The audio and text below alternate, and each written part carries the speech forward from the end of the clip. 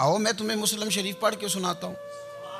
और रावी भी वो बंदा जो हर वक्त हुजूर के करीब रहते थे, हजरत अनस बिन मालिक रदी अल्लाह ताला। आप फरमाते हैं मुझे वो दिन भूलता ही नहीं, मैं भुला सकता ही नहीं जिस दिन मेरे नबी पाक मक्के से हिजरत करके मदीना तैयबा तशरीफ़ लाए। हुजूर उस दिन क्या हुआ था, तो हज़रत अनस बिन मालिक फरमाते हैं सारी बीबियाँ छतों पे चढ़ गईं, सारी औरतें अपने अपने काम में मसरूफ़ होती हैं, कोई किसी वजह से छत पे चढ़ जाए तो चढ़ जाए, सारी इकट्ठी तब भी चढ़ती हैं जब गली में कुछ और हो, जब कोई अनोखी बात। सारी बीबियाँ छतों पे चढ़ गईं, बच्चे दरख्तों के साथ चिमट गए और फरमाते हैं कि 70 के करीब लोग हुजूर की सवारी के आगे थे और बाकी सैकड़ों की तादाद से सवारी के पीछे थे।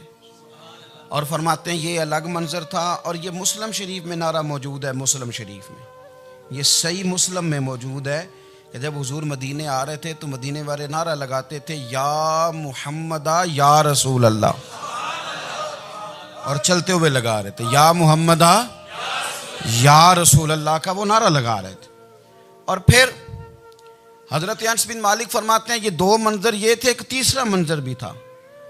मदीना शरीफ के अंदर कुछ कबीले थे, आज भी ऐसा होना नहीं चाहिए, ये इस्लाम ना सिर्फ इसको नापसंद करता है बल्कि इसकी तरदीद करता है। छोटी बरादरी बड़ी बरादरी आज भी तकसीम है, नहीं होनी चाहिए। अरब के अंदर भी तकसीम थी, कुछ कबीलों को छोटा जानते थे, कुछ को बड़ा जानते थे। एक कबीला था बड़ा कबीला बनु नज्जार का, चौधरियों का कबीला, सेठों नवाबों का कबीला, बड़े लोगों का कबीला। उस कबीले की बेटियां एक कोने में दफ लेके बैठ गई। नबी पाक सल्लल्लाहु ताला अलैहि वसल्लम के गुलामों बात को समझे। एक मंजर ये कि औरतें छतों पे, आज हम मना करेंगे क्योंकि ये पर्दे की आयतें नाज़िल होने से पहले की बात है, अब आयतें आ गई, अब हम ये इजाज़त नहीं देते। औरतें छतों पे चढ़ गई, मर्द गलियों में नारे लगाने लगे और बनु नज्जार कबीले की बेटियां, छोटी बच्चियां वो एक कोने में दफ लेके बैठ गई और वो पढ़ने लगी ताला अल बदरु अलैना। अब तो मिलाद गरीबों में रह गया है, हमारे यहाँ फैशन हो गया है, जब हालात ख़राब होते हैं तो लोग बरकत के लिए मिलाद कराते हैं, और जब अमीर हो जाते हैं फिर उन्हें मिलाद के जायज़ होने की दलील ही कोई नहीं मिलती। फिर वो ये फैशन है, बंदा थोड़ा सा पढ़ जाए ना दो चार चीज़ें तो हर चीज़ को गलत कहना उसकी तबीयत होती। फिर ये फैशन है कि मेरी सोसाइटी नहीं हो गई, किताबें नहीं हो गई, फर्नीचर नया हो गया, दोस्त नए हो गए, तो मज़हब वही पुराना। ओए होए, कोई तरक्की करनी चाहिए, फिर वो तरक्की करते हैं बेचारे। और जिनकी पीछे 10 नस्लें और 50 नस्लें मिलाद मनाती आने को तो नहीं, दलील कोई नहीं मिली। सुभान अल्लाह। जिनकी दादी वुज़ू करके खीर पकाती थी 11वीं की, जब अमीर हो जाते हैं तो उन्हें 11वीं पकाने की दलील ही नहीं मिलती। अब आप अमीर हो गए मेरे भाई, आपका फैशन है, ये तबीयत का हिस्सा है। आप चाहते हैं कि मैं वो काम करूं जो दरवेश लोग, सादे लोग नहीं करते। तुम अपने मामलात को बचाने के लिए नारे लगाओ तो तुम्हारे पास सारी दलीलें हैं, लेकिन ये तुम्हारा नसीबा है कि तुम झूठों के नारे लगाते हो। लेकिन ये गरीबों का नसीबा है कि मिलाद वाले रसूल का नारा लगा, ये गरीब का हिस्सा है। लेकिन वो बनु नज्जार की बच्चियां गरीब नहीं, अमीर घराने से थी। उन्होंने जो बात की उसको हफीज जलंधरी ने लिखा।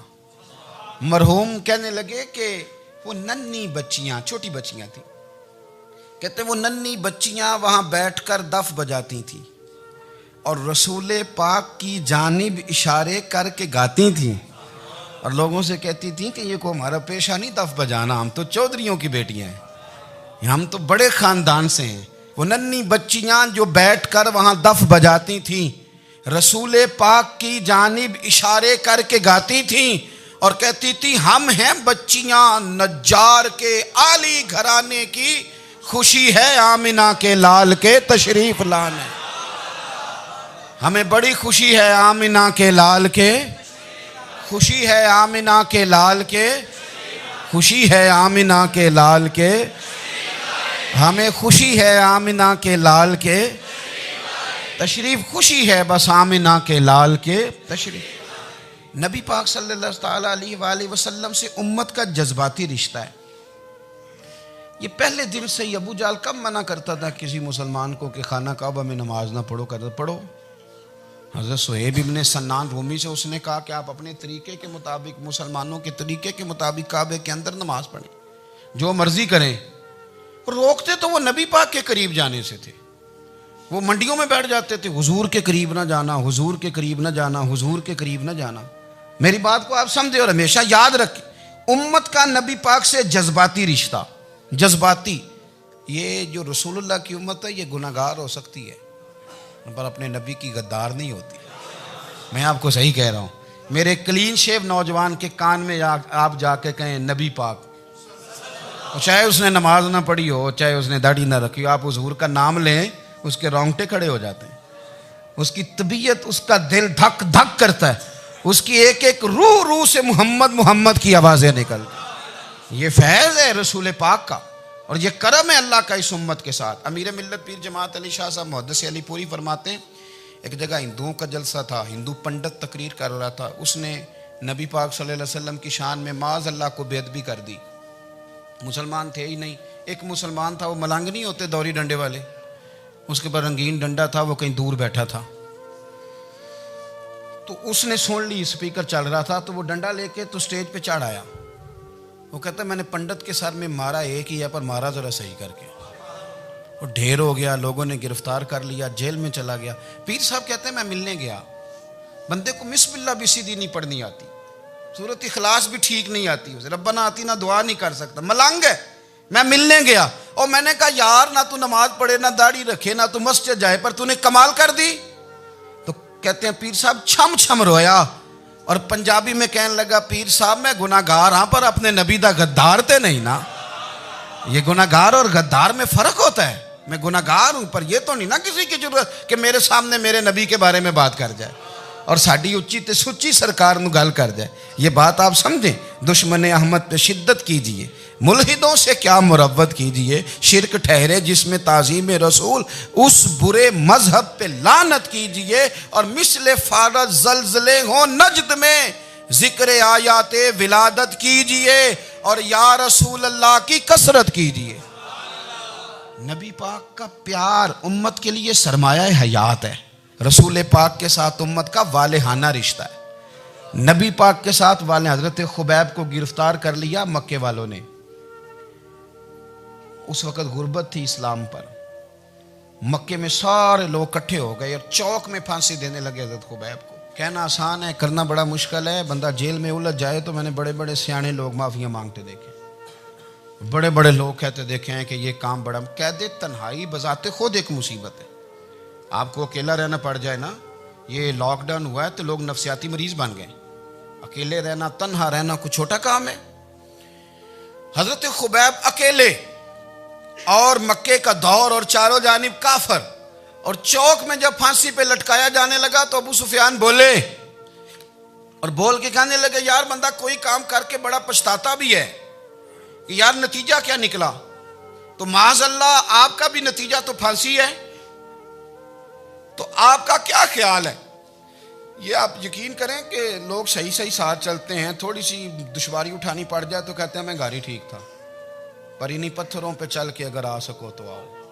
मेरे घर के रास्ते में कोई कहकशां नहीं है। लोग ना मीठा मीठा खाना चाहते हैं, थोड़ा कड़वा आ जाए तो मुसीबत बन जाती है। कहते हैं सारे ही फलाने से प्यार करेंगे तो मैं करूँगा, सारे मुखालफत भी करेंगे तो हम इंशाल्लाह प्यार ही करेंगे। ये क्या बात हुई कि हम जमाने का रंग देख के चलेंगे। अब बाद लोग पछता रहे होते हैं। हजरत खुबैब से कहा, अबू सुफियान ने अभी कलमा नहीं पढ़ते थे, कहने लगे तू इस वक्त फांसी पर लटक रहा है और तेरे नबी मदीने में और आराम में, और उनके सहाबा आराम में, अहले बैत घर में। तेरे ज़हन में अगर इस वक्त यह बात हो कि इस वक्त तेरी जगह पे वो होते माज़ अल्लाह, तो फिर क्या होता।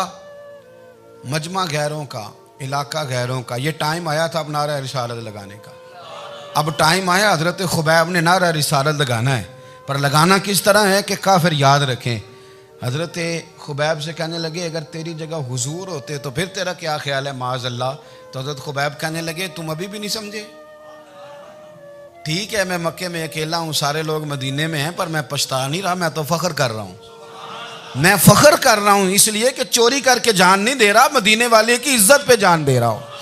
मैं फख्र कर रहा हूँ। फरमाया सुन, तू कहता है तेरी जगह हुजूर होते और तुम उन्हें यहाँ माज़ अल्लाह फांसी पे लटकाते। फरमाया सुन, मैं तो ये भी पसंद नहीं करता कि मैं घर में बैठा हूँ और मेरे नबी को हल्का सा कांटा भी चुभ जाए। हमारा अपने नबी से मोहब्बत का रिश्ता है, एक कांटा भी हुजूर के कदम मुबारक में चुभे हमें बर्दाश्त। मजमा उनका था, नारे लग रहे थे, हमने मुसलमान पकड़ लिया, लेकिन हजरत खुबैब ने अकेले, अल्लाह करे आपको मेरी बात की समझ आए, अल्लाह करे आपको समझ आए, अकेले जब फांसी के तख्ते के करीब नारा लगाया ना कि मैं तो कांटा भी नहीं चुभने दूंगा अपने नबी को, अब सारे हार गए। अब उस एक जुमले ने ना इनको शिकस्त खुर्दा कर दिया। अब बोल कुछ नहीं सकते थे, गर्दनें झुक गईं। और जब सन्नाटा छाया तो अबू सुफियान साथ वाले से कहने लगा, बाकी सारी बातें अपनी जगह पर हैं, पर असहाबे मोहम्मद से प्यार तो बड़ा ही करते हैं ना। और वो कच्चा रंग ललारी वाला जेड़ा चढ़दा ते लैंदा रहिंदा, ए इश्क तेरे दा रंग मुहम्मद चढ़ जाए फेर नहीं लैंदा। कहा यार प्यार तो ये करते हैं ना, इसमें कुछ शक वाली बात। इस प्यार से काफिर डरता है। नबी पाक के साथ जज्बाती वाबस्तगी, हुजूर के साथ गुलामों का जज्बाती रिश्ता, और नबी पाक सल्लल्लाहु ताला अलैहि वसल्लम की आमद पर तशक्कुर के जज्बात। इमाम राजी ने लिखा है कि हज़रत मूसा कलीमुल्लाह अलैहिस्सलाम ने तौरात की तख्तियों के अंदर एक उम्मत का जिक्र पढ़ा कि जो उम्मत गुनाह का इरादा करेगी तो गुनाह लिखा नहीं जाएगा जब तक कर न ले, और नेकी का इरादा करेगी तो रब उनकी नेकी लिख देगा, और जब वो कर लेगी तो अल्लाह 10 गुना अजर अता करेगा। और वो ऐसी उम्मत होगी कि जिनके चेहरे क़यामत के दिन नूर की तरह चमकेंगे, और वो उम्मत होगी जिनकी अल्लाह ताला ज़मीन सारी पाक फरमा देगा, जहाँ नमाज पढ़ेंगे नमाज हो जाएगी। ये तज़किरे पढ़ के तो हज़रत मूसा कलीम अर्ज़ करने लगे, अल्लाह ये उम्मत मेरी बना दे। तो रब करीम ने फरमाया कि मूसा नहीं, ये तो मेरे महबूब की उम्मत है। फरमाया ये तो मेरे नबी पाक की उम्मत, हुजूर की उम्मत। अल्लाहु अकबर। हज़रत मूसा मामूली आदमी नहीं, वो जलीलुल क़द्र पैगम्बर हैं जिनका कुरान के हर सिपारे में तज़किरा है, कहीं वाज़े तौर पे, कहीं इशारतन, हर पारे में। और हज़रत मूसा अल्लाह के वो नबी हैं जो रब से डायरेक्ट बातें करें कोहे तूर। कहा ए मूसा ये उम्मत तो मेरे नबी की है। तो हज़रत मूसा अलैहिस्सलाम अर्ज़ करते हैं, इमाम राजी ने लिखा है, कहते हैं अल्लाह फिर मुझे अपनी नबी की उम्मत में शामिल करो। ओ यार हमें लोग कहते हैं मिलाद ना मनाओ, जिस उम्मत में आने के लिए हज़रत मूसा ने दुआ मांगी, जिस महबूब की गुलामी के लिए, हमें तो दुआ भी कोई नहीं मांगनी पड़ी, अल्लाह ने फजल से ही मदीने वाले का गुलाम बना दिया। तो हम हुजूर के तज़किरे ना करें, हम तशक्कुर ना करें, हम नबी पाक सल्लल्लाहु अलैहि वसल्लम की नात ना पढ़ें, हम हुजूर के आने पर जश्न का इजहार ना करें। हर वो जायज़ तरीका जिससे इजहार खुशी हो सके वो मिलाद पे करना चाहिए, और उसके लिए असबाब बनाने चाहिए। उम्मत का एक जज्बाती अंदाज होना चाहिए नबी पाक के साथ, एक वारफ्तगी, एक ज़ौक़, एक तबीयत के अंदर विजदान। नारा मतलब इस तरह ना हो कि बस चल रहा है काम, मैं नहीं हूँ कायल, मैं कहता हूँ पहले तो कोई लगाए ना, और फिर नारा जब लगता था ना तो मुसलमानों के यहाँ नारा लगता था तो बड़े बड़े लोग कांप जाते थे। सूफिया ने लिखा है कि हज़रत उमर ने जब कलमा पढ़ा ना तो 39 बंदे कलमा पढ़ते थे। तो नबी पाक ने रात को दुआ मांगी, ऐ अल्लाह उमर को मुसलमान करके इस्लाम को इज़्ज़त दे।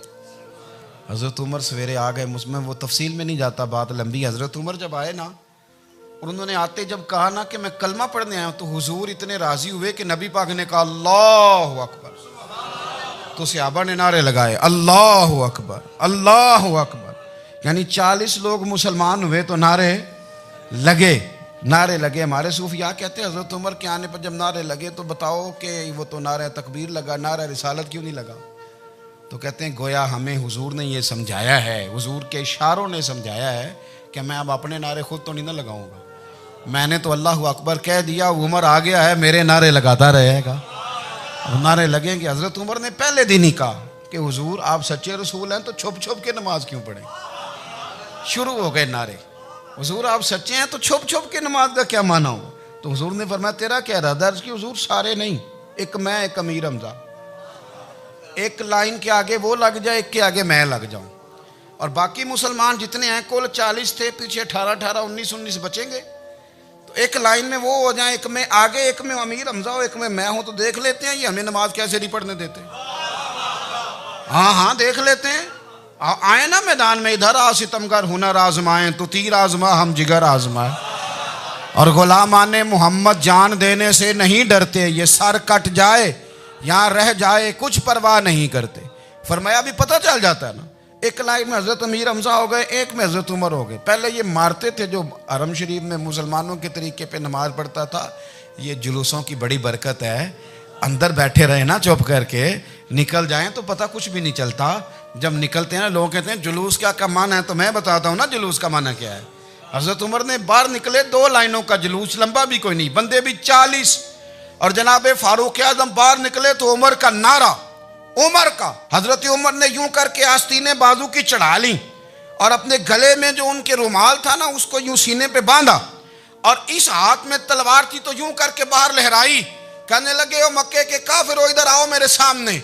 जिसने अपनी बीवी बेवा करानी हो, जिसने बच्चे यतीम कराने हो, वो आए मैदान में। मुस्तफ़ा के गुलाम आज सड़कों पे निकल आए मैदान में, हमारे सामने हमारा मुकाबला करे। आए ना मैदान में, हम निकले हैं।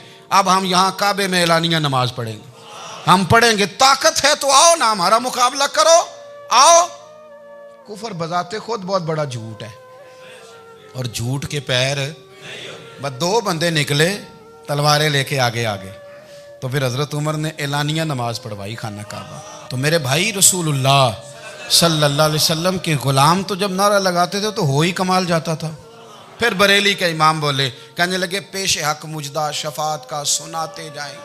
हुजूर क़यामत के दिन आगे आगे ना, हमारे आगे आगे खुशखबरी देंगे, कहेंगे तुम फिक्र ना करो, आ जाओ मैं तुम्हें बख्शवाता हूँ, मैं तुम्हारी सिफारिश, आ जाओ पीछे पीछे। हुजूर न पेश हक मुजदा शफात का सुनाते जाएंगे। यकीन करें बरेली के इमाम को भी बड़ा ही रंग आता है बयान करने का। कहने लगे आप रोते जाएंगे। अल्लाह को मनाना है ना हुजूर ने। कहते हैं पेश हक मुजदा शफात का सुनाते जाएंगे, आप रोते जाएंगे पर हमको हंसाते जाएंगे। बागे जन्नत में मुहम्मद मुस्कुराते जाएंगे, फूल रहमत के गिरेंगे हम उठाते जाएंगे और हश्र में होगा हमारा दाखिला इस शान से, हम या रसूल अल्लाह का नारा लगाते जाए, हम या रसूल अल्लाह का नारा। इमाम राजी कहते हैं हुजूर ने एक रुक्का पकड़ा छोटा सा, एक बंदे को लोग दोज़ख में लेके जा रहे हैं। अच्छा मुझे एक बात बताओ, फैसला पहले हो गया है, अल्लाह के सामने हुआ है और फैसला हो गया और तय हो गया कि दोज़ख में जाना है। वो करीब पहुंच गए दोज़ख के, तो हुजूर ने देख लिया। और बताया किसने? हजरत आदम ने। हजरत आदम कहने लगे हुजूर वो आपके गुलाम को दोज़ख में ले जा रहे हैं। नबी पाक आगे गए, क्या पढ़ते हैं हमारे भाई, हुजूर ने मुझे उनसे छुड़ा के छोड़ दिया। नबी पाक सल्लल्लाहु अलैहि वसल्लम आगे गए, फरमाया इधर आओ, कहाँ लेके जा रहे हो? अल्लाह के सामने फैसला हुआ है ना, फरिश्तों ने किया है ना। फरिश्ते को किसी से बदध्यानती तो नहीं ना करते, फरिश्तों ने जो किया ठीक किया है ना। क्यों लेके जा रहे हो? सोने गुनाह ज्यादा है, नेकियां थोड़ी हैं। फरमाया मेरे सामने तोलो। किसी फरिश्ते ने नहीं कहा कि सोने माज़अल्लाह हमको बेईमान है, हमारी कोई इससे जिद चल, साडा को बनना सन जाए दे नाल। भाई मेरा मतलब है सही तोला है, फैसला है, फरमाया दोबारा तोलो। गोया रब भी फरमाता है जैसे मेरा महबूब कहता है वैसे ही कहता है। कोई नहीं दोबारा तोल लो, कोई हर्ज नहीं, तोलो ना दोबारा। फरिश्ते दोबारा आएंगे, उन्होंने दोबारा तोला, एक पलड़े में नेकियां एक पलड़े में गुनाह। अब वो गुनाह फिर ज्यादा निकले तो नबी पाक ने ना जेब से इतना सा रुक्का निकाला। रुके का भी कोई वजन होता है, वो हुजूर ने नेकियों के पलड़े में रख दिया, नेकियां बढ़ गई, फरिश्ते भी चुप कर गए। चलो भाई जन्नत में। मेरी तरह का था ना पता सारा है सरदार ने की थी, पता तो था ना उसे, मन आनम के मन दानम। तो सीधा हुजूर के कदमों से जा लगा, कहने लगा सोनिया मैं तो सारी जिंदगी गुनाह करता रहा, ये कौन सी नेकी है? तो हुजूर फरमाने लगे चुप कर, जन्नत का दरवाजा खोल गया, तू जा जन्नत में। हुजूर रुके में क्या है? फरमाया तूने एक दिन दरूद व सलाम नहीं पढ़ा था, मैंने तेरा संभाल के रखा हुआ तेरा दरूद शरीफ, वो नारे रिसालत भी तूने लगाए थे, वो तो खोल के मेरे तज़किरे मैंने तेरा संभाल लिया। दोज़ख में मैं तो क्या मेरा साया ना जाए, क्योंकि रसूल पाक से देखा ना जाए, मेरे रसूल पाक। और मेरी बात सुनो, मैं भी आपको खाना नहीं खिलाता, लंगर मेरे संगी खिलाते हैं, मेरे दोस्त आपको खाना पेश करते हैं। हर जगह आप जाते हैं तो वहाँ कुछ लोगों की ड्यूटी होती है, लेकिन तिरमिज़ी शरीफ सियासिता की हदीस है। हज़रत अनस ने पूछा था हुजूर क़यामत में कहाँ मिलेंगे? फरमाया हौज़े कौसर पे। हुजूर वहाँ अंस पानी पिलाएंगे कि बिलाल पिलाएंगे कि सुहेब पिलाएंगे? फरमाया नहीं, उम्मत प्यासी आएगी तो मैं अपने दस्ते मुबारक से पानी पिलाऊं। हुजूर वहाँ ना मिले तो फरमाया पुल सिरात पे आना, उम्मत गुजरेगी तो मैं रब्बे सल्लिम की दुआएं करूँगा। तो आला हज़रत फरमाते हैं जब हुजूर दुआ कर रहे हैं तो डरने की ज़रूरत क्या है? खुदा की रज़ा चाहते हैं दो आलम, खुदा चाहता है रज़ाए मोहम्मद, रज़ा अब पुल से वज्द करते गुजरी कि है रब्बे सल्लिम दुआए मोहम्मद सल्लल्लाहु। तो हुजूर वहाँ मुलाकात ना हुई तो फिर इस हदीस को भी ये हदीस मजबूत कर देगी। हुजूर फरमाने लगे फिर मिज़ान अमल पे आ जाना, उम्मत के अमल तोल रहे होंगे और मैं कामयाबी की दुआएं मांग रहा हूँगा। तो जिसके लिए हुजूर दुआ मांगेंगे नाकाम होगा, नाकाम होगा। अपने बच्चों को हुजूर की मोहब्बत सिखाएं, नबी पाक सल्लल्लाहु अलैहि वसल्लम की ग़ुलामी करें। आपका रिश्ता नबी पाक के साथ मजबूत होना चाहिए, आपके ताल्लुकात हुजूर के साथ मजबूत होने चाहिए। और आपने दाएं बाएं नहीं देखना कि प्रोपेगेंडा क्या है, लोग क्या कह रहे हैं। लोगों को देख के जो लोग रास्ता बनाते हैं वो पीछे रह जाते हैं। आपने ये देखना है कि मेरा हुजूर से निस्बत का ताल्लुक मजबूत है, कोई किधर जा रहा है इससे हमें कोई ताल्लुक। इस वक्त आलमी हालात क्या हैं, कौमी हालात क्या हैं, मुआशी हालात क्या हैं, जर्नलिस्ट क्या कह रहे हैं फलाने के, हमें इससे गरज नहीं है। हमें तो इतना पता है कि हमने अपने नबी को राज़ी करना है। तो इसलिए खूबसूरत महाफिल का जिक्र करें, खूबसूरत दुरूद शरीफ पढ़ें।